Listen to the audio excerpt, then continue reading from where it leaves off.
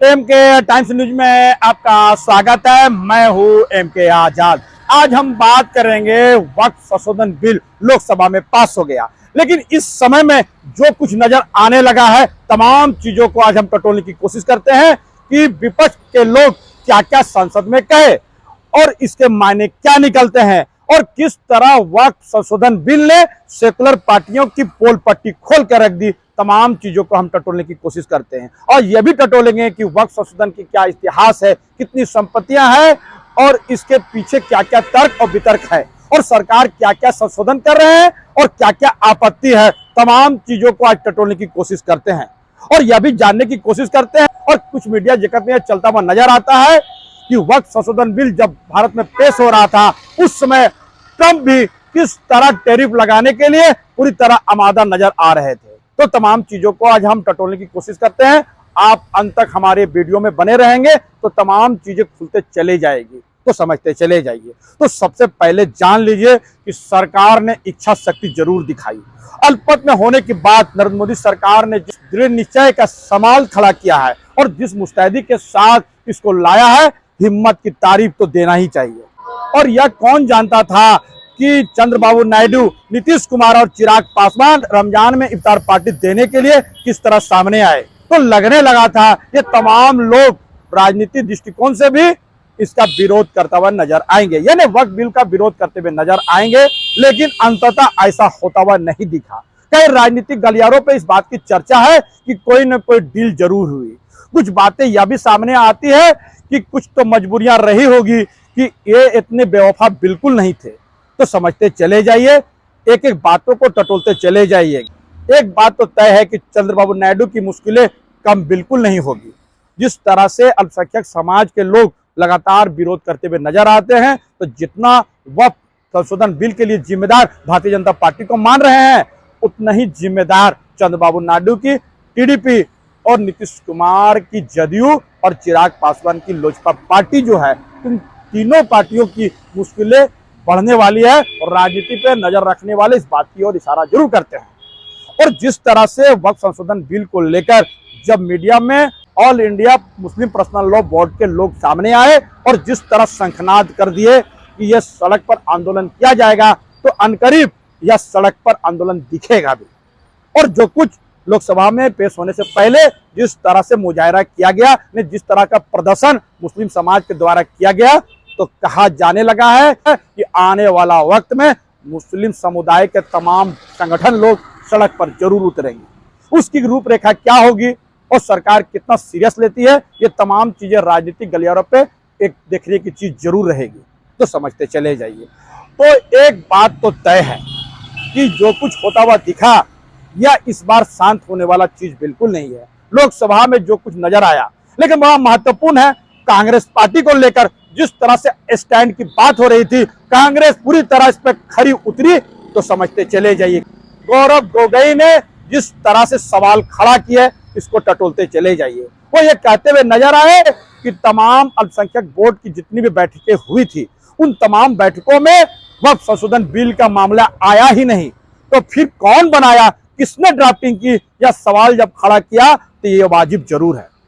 तो आप देखते चले जाइए वीडियो में कि गौरव गोगोई ने इस मामले में क्या कहा। 23 सन के वर्ष में 4 बार माइनॉरिटी अफेयर्स कमेटी की बैठक हुई। मुंबई में हुई 13 जुलाई, दिल्ली में हुई 21 जुलाई को, लखनऊ में हुआ 24 जुलाई को, दिल्ली में 2 बार हुआ, 20 सितंबर और 7 नवंबर को। मैं आदरणीय सरकार से दरखास्त करूंगा कि इन 5 सरकारी मंत्र जो मीटिंग हुई मिनिस्ट्री ऑफ माइनॉरिटी अफेयर्स का, उनका मिनट्स टेबल पे रखे। एक भी मीटिंग में नया वक्फ अमेंडमेंट बिल चाहिए, उसका जिक्र भी नहीं हुआ था, जिक्र भी नहीं हुआ। मैं तो बस इतना ही पूछना चाहूंगा कि ये bill ministry of minority affairs ने बनाया या किसी और दूसरे विभाग ने बनाया? कहां से आया ये बिल, कहां से आया? आप आसानी से देखते चले जाइए। तो गौरव गोगोई सिर्फ यही नहीं रुके, वो जो कहते हुए नजर आए, आप फिर से एक वीडियो को देख लीजिए, स्पष्ट हो जाएगा कि किन किन मुद्दों को लेकर पूरी तरह से भारतीय जनता पार्टी को एक्सपोज करते हुए नजर आए। बड़ा महत्वपूर्ण है कि मुस्लिम समाज का आजादी के आंदोलन में कितनी बड़ी भूमिका थी और किस तरह अल्पसंख्यक समाज को पूरी तरह से इग्नोर करके सरकार आगे बढ़ रही है। तो देख लीजिए गौरव गगोई ने इस मामले में क्या कहा, बड़ा दिलचस्प है, आप देख लीजिए। किस कौम को आप भ्रमित करना चाहते हैं? बार बार उस कौम को जिसने भारत की स्वतंत्रता की लड़ाई लड़ी है, उस कौम को जिसने 1857 में उन्होंने मंगल पांडे के साथ उन्होंने अपनी शहादत दी, आप उस कौम पर आप दाग लगाना चाहते हैं जिसमें लगभग 2 लाख उलेमा शहीद हुए, आप उस कौम पर दाग लगाना चाहते हैं जिन्होंने भारत छोड़ो आंदोलन में हमारा साथ दिया, आप उस कौम पर आप दाग लगाना चाहते हैं जिन्होंने 6 अप्रैल 1930 में दांडी मार्च का सपोर्ट किया, आप उस कौम पर आप दाग लगाना चाहते हैं जिन्होंने 1926 में ब्रिटिश के डिवाइड एंड रूल को खंडन किया, आप उस कौम पर आप दाग लगाना चाहते हैं जिन्होंने मौलाना हुसैन अहमद मदानी ने 1924 में कंप्लीट इंडिपेंडेंस की मांग की।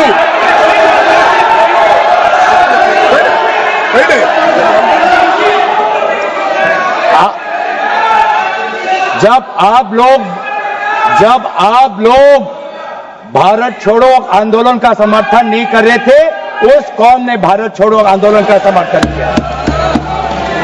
जब आप लोग अंग्रेजों को मर्सी पिटीशन लिख रहे थे, वो माल्टा में 3 साल और इजिप्ट में उन्होंने शहादत दी। आप किस कौम पर दाग लगाना चाहते हो जिन्होंने 1924 में जिन्ना के 2 नेशन की थियरी को पूरी तरीके से नकारा, आप उस कौम पर लगा रहे हो? सर यही है इनका डिवाइड एंड रूल, यही है इनका डिवाइड एंड रूल। बहुत लोगों ने क्या क्या कहा तो समझते चले जाइए। समाजवादी पार्टी के अखिलेश यादव ने भी बड़े सवाल जरूर खड़ा किए और उन्होंने कुंभ के मामले को भी सामने लाया। कहा जाने लगा कि तमाम दावे तो किए गए थे, फिर इतने लोगों की जान कैसे गई, कितने लोग लापता है, सरकार ढूंढ नहीं पाई, तो समझते चले जाइए। जिस तरह कुंभ में कितने लोग स्नान किए इसका डेटा तो उसके पास है, लेकिन जितने लोग लापता हो गए उसका डेटा इसके पास बिल्कुल नहीं है। लोगों की जान कैसे चली गई, ये तमाम चीजें उन्होंने खड़ा किया सबसे, और सरकार को कटघरे में खड़ा करते हुए उनकी नीयत पर सवाल जरूर खड़ा किया। आप स्क्रीन पर देख लीजिए तो समझते चले जाइए तमाम लोग क्या क्या कहे। डीएमके के नेता और राजा आए तो उन्होंने क्या कहा, आप इसको भी स्क्रीन पर देख लीजिए तो समझते चले जाइए। तमाम चीजों के बीच जिस तरह से नोकझोंक हुई, यानी अखिलेश यादव और अमित भाई शाह के बीच में जो कुछ होता हुआ नजर आया, वो भी दिलचस्प नजारे लोकसभा में पेश हुए। लेकिन इतनी बड़ा बहस के बाद भी संसद में 288 के मतों के साथ यह पारित हो गया। अपने आप में नरेंद्र मोदी के लिए पूरी उपलब्धि जरूर माना जाएगा। अल्पमत में सरकार है और पूरी बहुमत के साथ अपने सहयोगियों को अपने साथ रखने में नरेंद्र मोदी कामयाब जरूर हो गए। कहा क्या जाएगा समझते चले जाइए। लेकिन एक बात जरूर इस मामले में मैं कहता चला जाऊंगा, ये तमाम चीजों में एक बात हम लोगों ने जो नोट किया बड़ा महत्वपूर्ण है, दर्शक इसको जरूर जानना चाहेंगे। यह महत्वपूर्ण बात यह है कि वक्फ बोर्ड पे जो सवाल खड़ा हुआ ये वाजिब जरूर था। मुस्लिम पर्सनल लॉ बोर्ड को लेकर जो सवाल खड़ा किया वो बड़ा महत्वपूर्ण है। कहा गया कि बताइए इसमें कितने कॉलेज बने, कितने स्कूल बने, कितने अस्पताल बने और मुस्लिम बच्चियों के उत्थान के लिए इस संस्था ने क्या क्या कदम उठाए।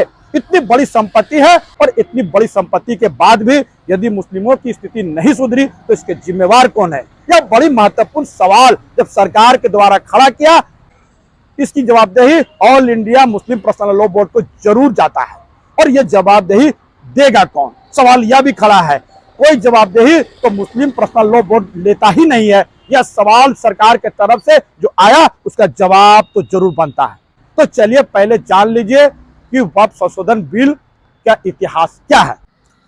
बताया जाता है कि 570 ईस्वी में पैगंबर मोहम्मद के समय खजूर के 600 पेड़ों का एक बाग था। इस बाग से होने वाली आमदनी से मदीना के गरीब लोगों की मदद की जाती थी। यह वक्फ संपत्ति के सबसे पहले उदाहरणों में से एक है। दूसरे बातों को भी टटोलते चले जाइए। एस अतर हुसैन और एस खालिद रशीद अपनी किताब भारत में वक्फ कानून और प्रशासन 1968 भारत में वक्फ कानून और प्रशासन 1968 में बताते हैं कि 1206 से लेकर 1526 ईस्वी के बीच दिल्ली सल्तनत के समय भारत में वक्फ बोर्ड जैसी संस्थाएं शुरू हुई। तो दूसरी बातों पर गौर करते चले जाइए। सुल्तान मुइजुद्दीन गौरी ने मुल्तान के जामा मस्जिद को 2 गांव वक्फ के जरिए दान दिए थे। इसके भी कुछ प्रूफ मिलते हुए नजर आते हैं। ब्रिटिश राज में लंदन के प्रीची काउंसिल के 5 जजों ने वक्फ संशोधन को अवैध घोषित कर दिया। इस फैसले को पलटने के लिए द मुसलमान वक्फ वॉलंटिंग एक्ट 1913 कानून बनाया गया। आप स्क्रीन पर देख लीजिए। आजादी के बाद 1954 में वक्फ एक्ट के नाम से अलग अलग कानून बना। 1964 में देश में पहली बार सेंट्रल वक्फ काउंसिल बनाई गई। चलिए अब जान लेते हैं कि वक्फ बोर्ड काम कैसे करता है। सबसे पहले सेंट्रल वक्फ काउंसिल बनता है और इसमें 2 मंत्री के साथ साथ 8 सदस्य होते हैं। इन्हें कुल मिलाकर 10 की संख्या में होता है। लेकिन एक महत्वपूर्ण बात आपको कहते हुए चलेंगे, फिर हम आएंगे कि यह बोर्ड काम कैसे करता है। बड़ा महत्वपूर्ण है कि सेंट्रल वक्फ काउंसिल जो बना है उसमें मात्र 2 ही आदमी है। एक तरफ तो केंद्रीय मंत्री जो चेयरपर्सन के रूप में किरण रिजिजू है और दूसरा सेक्रेटरी के रूप में एसपी तेवतिया उस सेक्रेटरी है।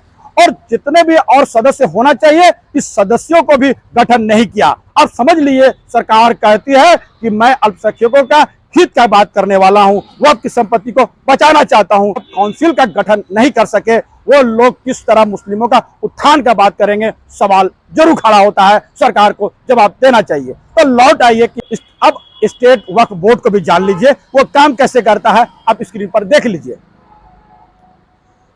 स्टेट वक्फ बोर्ड में एक चेयरमैन होता है, एक सीईओ होता है जो आईएएस अधिकारी होते हैं। अन्य सदस्य के रूप में एक मुस्लिम विधायक होते हैं, एक मुस्लिम सांसद होते हैं और उसके साथ मुस्लिम एडवोकेट, मुस्लिम टाउन प्लानर और मुस्लिम बुद्धिजीवियों का गठन किया जाता है जो स्टेट वक्फ बोर्ड के रूप में काम करता है। इस तरह से वक्फ बोर्ड काम करती है। चलिए बड़ा महत्वपूर्ण है, लोगों के जहन में एक बात पूरी तरह से तैरता है कि वक्फ बोर्ड है क्या। क्योंकि लगातार घूमने के बाद यह बात सामने आता हुआ नजर आया। कई लोगों ने सवाल किया कि वक्फ बोर्ड होता क्या है, वक्फ होता क्या है। वक्फ अरबी भाषा के वकूफा शब्द से बना है जिसका अर्थ होता है रुकना या ठहरना। इस्लाम में यह दान देने का एक तरीका है। दूसरी भाषा में समझ लीजिए, ऐसी संपत्ति जो सामाजिक काम के लिए दान दी गई है वह वक्फ संपत्ति कहलाती है। दान दी गई संपत्ति में चल रुपये, जेवर या अचल घर, जमीन आदि संपत्ति दोनों हो सकती है। और चौथे बातों को समझते चले जाइए। संपत्ति दान करने वाले व्यक्ति यह तय कर सकता है कि उसकी संपत्ति किस काम आएगी। वक्फ में एक नियम होता है कि अगर कोई व्यक्ति कोई चीज देता है तो वो कहता है कि मैं आपको वक्फ कर रहा हूं, तो किसके लिए वक्फ कर रहा हूं, ये फलाना चीज इसके लिए बनाया जाए, मदरसा बनाया जाए, स्कूल बनाया जाए। ये इस तरह के बात को लेकर भी वक्फ में संपत्ति दान दी जाती है। आमतौर पर वक्फ संपत्ति या उससे होने वाले आमदनी धार्मिक स्कूल, कब्रिस्तान, मस्जिद, अनाथालय के रखरखाव में खर्च की जाती है। चलिए एक और महत्वपूर्ण बातों की तरफ चलते हैं कि सरकार कहती है वक्फ में संशोधन इसलिए भी जरूरी है क्योंकि लगातार इस तरह से केस पेंडिंग आ रहे थे। लेकर भी जब सरकार सवाल खड़ा करती है तो जान लीजिए, स्क्रीन पर देख लीजिए कि कितने केसेस पेंडिंग। पोर्टल में करीब 58,000 मामले पेंडिंग है। तो स्टेट वक्फ बोर्ड में करीब 12,070 के मामले बोर्ड में आए हुए हैं। तो वक्फ ट्रिब्यूनल में करीब 18,000 केसेस पेंडिंग है। तो सुप्रीम कोर्ट और हाई कोर्ट में करीब 165 केसेस पेंडिंग है। सुप्रीम कोर्ट और हाई कोर्ट में कम से कम 165 केसेस पेंडिंग है। चलिए अब वक्फ बोर्ड की संपत्तियों को भी आज टटोल लीजिए, आसान हो जाएगा पूरी तरह से कि कितनी संपत्तियां हैं। अचल संपत्ति के बारे में यानी खेत, मकान आदि करीब 8.70 लाख, तो टटोल लीजिए 16.70 हजार के करीब संपत्तियां यहां है। कुल रेवेन्यू के मामले को भी टटोल लीजिए तो 200 करोड़ प्रति वर्ष इसकी आमदनी है।